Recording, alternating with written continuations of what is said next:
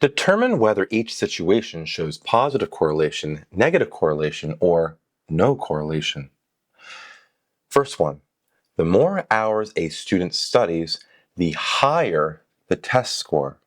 So more hours as time goes on, as hours increases, right? We're increasing the hours.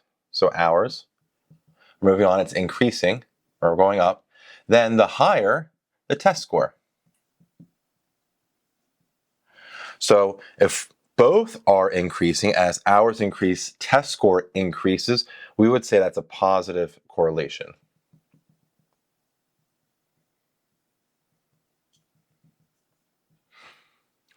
The next one, the faster a car drives, the less time it takes to read a destination.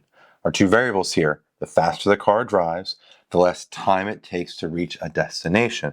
So as the car is going faster, so speed increases, goes up, the time it takes to reach a destination goes down. Time goes down. So speed going over, time's going down. We would say that's a negative correlation, okay?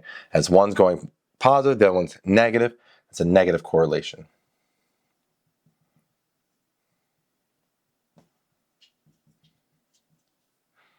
And lastly, the shoe size compared to math test scores.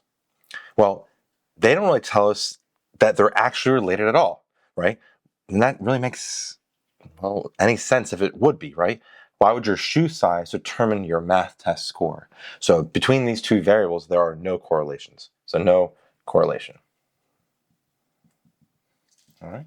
So we have an example of a positive correlation, we have a negative correlation, and then a no correlation.